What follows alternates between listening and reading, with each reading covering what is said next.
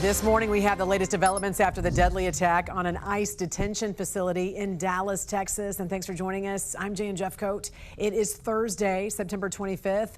Authorities say a gunman shot and killed one of the detainees and critically injured two others before killing himself. Police say the gunman used a rifle and opened fire from a rooftop. Authorities sent out this picture of his bullet magazine with anti-ICE written onto one of the casings you can see there. Mark Boyle joining us from the live desk with more on this. What are we learning about the victims and the suspect this morning, Mark? We're learning more information from leaders this morning, Jan. The FBI still in the early stages of this investigation, but new insights, new pictures being released. 3 ICE detainees were shot during the attack. One of them died. 2 others are still in critical condition this morning. We just checked on that. No ICE officers hurt in any of this. Now, investigators have identified the suspect, Joshua John. Josh was 29 years old. He killed himself in all of this. This was a mugshot released from a crime that he committed several years ago. FBI Director Kash Patel posting some pictures on social media. This is from the scene. One of the casing right there says anti-ICE on it. And the FBI says this attack was targeted and the violence has got to stop. Some of them appear to be acting independently. We don't know that for certain with this individual yet. We have to let the FBI finish the case, and we'll still continue to work with them to make sure that we do due diligence. Additional pictures from the scene really shows what happened there. So this American flag with the glass on the outside, 2 bullet holes right there, and another picture from the scene. This is a car believed to be of the driver here. You'll see it here, the sticker on the outside. The shooter possibly had this on his car that says radioactive fallout from nuclear detonations passed over this area several times. So this is clearly one area of focus as they work to figure out the motive behind all of this. Again, still in the early stages this morning. We'll have updates on this story as we get them on our website throughout the day, thenationaldesk.com. Mark, thank you. This also led to lawmakers warning against the dangerous rhetoric against ICE agents and President Trump threatening to crack down on organized domestic terrorism. In a post on Truth Social, he wrote, "The brave men and women of ICE are facing an unprecedented increase in threats, violence, and attacks by deranged radical leftists. This violence is the result of the radical left Democrats constantly demonizing law enforcement, calling for ICE to be demolished, and comparing ICE officers to Nazis. The continuing violence from radical left terrorists in the aftermath of Charlie Kirk's assassination must be stopped. We have already declared Antifa a terrorist organization, and I will be signing an executive order this week to dismantle these domestic terrorism networks." DHS says the deadly shooting in Texas marks the latest example of anti-ICE attacks escalating across the country, with some of the most high-profile cases in Texas. This is the 3rd shooting in Texas directed at ICE or CBP. This must stop. To every politician who is using rhetoric demonizing ICE and demonizing CBP, stop. To every politician demanding that ICE agents be doxxed and calling for people to go after their families, stop. This has very real consequences. The trial for the man who attempted to assassinate President Trump wraps as the case against the suspect in Charlie Kirk's assassination is just beginning to take shape. Let's go to former federal prosecutor and president of West Coast Trial Lawyers, Nima Rahmani. It's great to see you again. So before we get into all of that, let's just start with the Dallas ICE facility shooting today. A lot of late developments. Leaning on your experience as a former federal prosecutor, what would you be doing right now to uncover what happened and who else may be involved? Authorities came out saying that this is being investigated as an act of targeted violence. No question, Didi. And another sad day in the United States, another day of more political violence. And we are seeing copycat violence. Apparently, this alleged shooter, who's now killed because of a self-inflicted gunshot wound, did inscribe anti-ICE messages on the shell casings. Obviously, we saw that with Luigi Mangione, Tyler Robinson in the Charlie Kirk case. So this is another act of political violence. Now, we don't know if he acted alone. If he did, as far as the legal case is concerned, that's really the end of it. You can't prosecute a dead person. But certainly if anyone helped him, there's co-conspirators, there's accessories, there's other principles, they can and should be prosecuted with terrorism, because it's pretty clear that this was a specific hit on ICE and DHS facilities. And this coming just a day after we learned of the verdict in the Ryan Ruth, very bizarre case, I'd say. He is facing life in prison. Do you see any scenario where he appeals his conviction? I don't think so, Dee Dee. I mean, here's someone, like you said, very bizarre, who chose to represent himself. And really, it was a foregone conclusion. I mean, some of the arguments that he was making in trial really had no legal merit. So this is an attempted murder, an attempted assassination of a presidential candidate.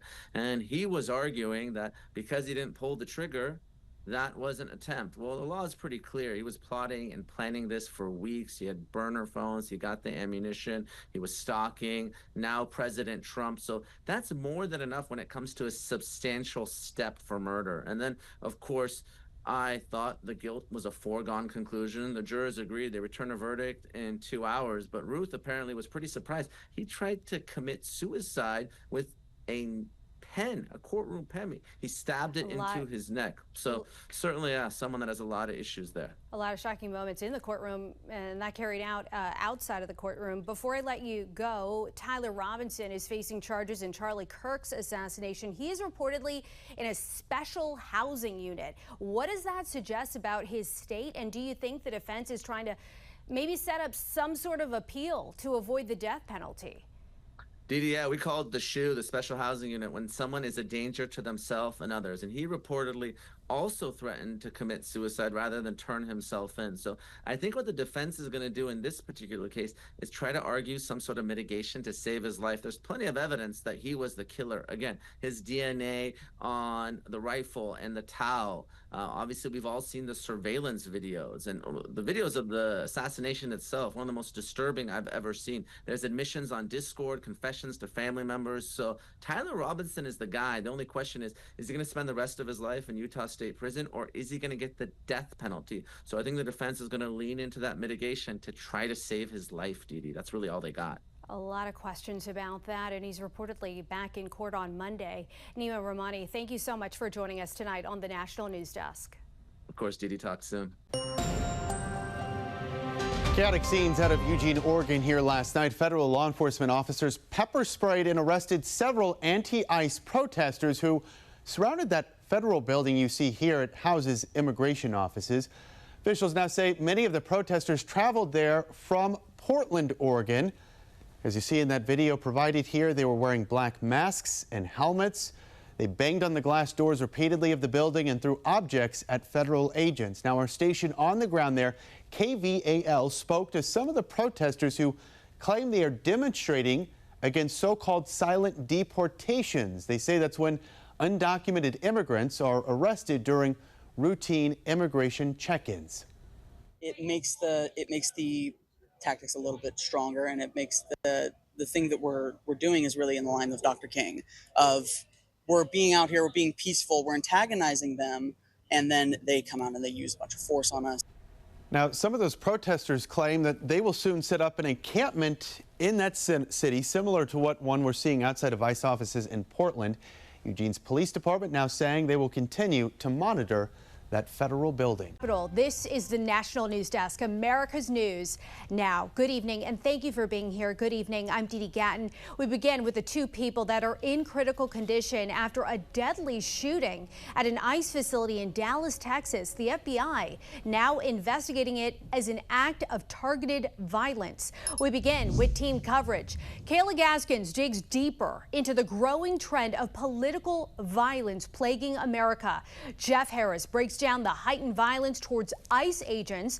But first, we go to Ryan Smith at the Live Desk with what we are learning, Ryan, tonight about that investigation in Texas. And Dee Dee, of course, we start off live tonight with this live look right here behind me over the city of Dallas, Texas. That is where investigators say that sniper this morning perched from a nearby rooftop fired directly at an ICE field office in what DHS officials are now calling an attack on ICE law enforcement. Now, no officers or agents were hurt this morning, but one detainee was killed. 2 others were critically injured. Now, that includes a Mexican national, according to Mexico's Ministry of Foreign Affairs. The FBI now investigating this as an act of targeted violence. Take a close look right here at this picture on your screen. One of the rounds recovered today is engraved with the phrase anti-ICE. Texas Governor Greg Abbott here saying enforcement efforts in Texas will continue without interruption. He states, quote, "We will not let this cowardly attack impede our efforts to secure the border, enforce immigration law, and ensure law and order." Now, according to reports tonight, the shooter has been identified as 29-year-old Joshua John, and he died, authorities say, from a self-inflicted gunshot. And tonight we are hearing of reports that other states are now ramping up police patrols outside of other ICE facilities in response as a precaution. And continuing coverage, authorities say that ICE facility is generally used to process detainees before they're transferred to a detention center. The facility contains up to 4 holding cells, which can hold up to 100 people. ICE says the facility typically averages a couple dozen detainees at a time. I'm national correspondent Kayla Gaskins in Washington. A deadly attack at an ICE facility in Dallas, Texas leaves at least 1 dead and 2 others injured. Just before 7 a.m. Wednesday, a gunman opened fire at an ICE detention facility in Dallas.